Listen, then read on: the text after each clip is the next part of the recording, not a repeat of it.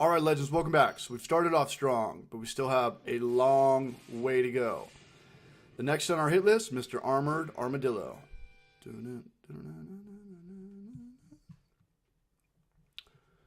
love this level. Okay, so head to the right and jump on the minecart, but don't hit the spikes. These minecarts make this level go by pretty fast. So just head all the way down. A lot of bats, a lot of ostriches. Now jump off the cart before it falls. And take out the remaining bats and the chainsaw ostriches. Okay, so keep heading to the right. Now you're going to fall down this hole. Now go to the left of it and grab the sub-tank if you wish. And I'm not going to do it, but take this guy, this mole bearer out. He's kind of a pain because he's got a lot of health.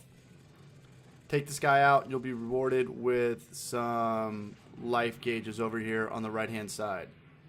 This guy shows up again too. So the next time he shows up, you're going to fall down this big hole and take him out. As soon as you take him out, or if you take him out before you get to the hard tank, you'll be rewarded. It's going to increase Megaman's energy gauge. I'm not using the M-Buster, but the M-Buster will take this guy out in time to get the hard tank.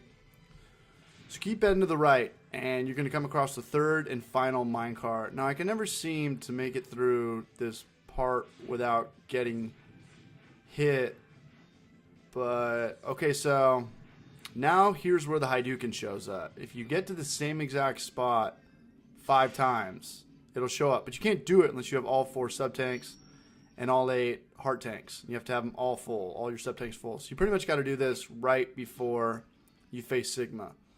I like the background, though. It's cool down here. Alright, so Armored Armadillo shows up dressed kind of like a Ninja Turtle. Time to teach this fucker a lesson. Hit him with the electricity. Without question, this is one of the easier bosses in the game. You don't really need Spark Mandrill's weapon. You can just ace him with the M-Buster. He's going to bounce around off the screen, bouncing off the walls and shit, but it's pretty easy just to stay out of his way. I love the animation, though, when you hit him with electricity. Okay, so just whip his ass, take him out, and Megaman teleports, which makes no damn sense, because why didn't he just teleport here in the first place, avoiding all the enemies in the level? Just teleport straight to the boss, Megaman. Dumbass. Okay, so inherit Roller Shield, a.k.a. the worst weapon in the game.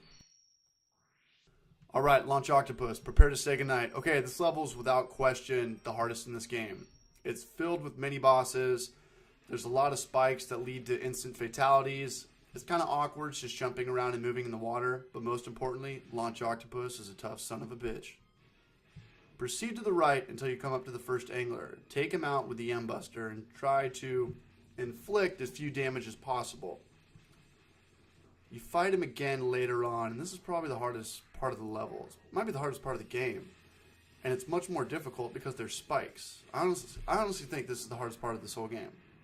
So take this guy out and make it all the way to the right where you get to Sand Snake. Try to keep the Sand Snake from going into the sand. Try to keep him high and tee off on his tail or his face. Just try to stay on him as much as possible. Take him out.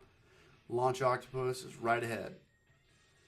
So Launch Octopus is difficult for so many reasons. His miserable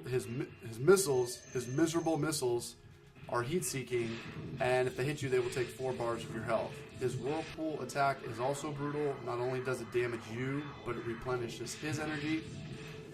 To add insult to injury, Armored Armadillo's weapon sucks on this guy, so you really have no advantage. Just take him out with your X-Buster.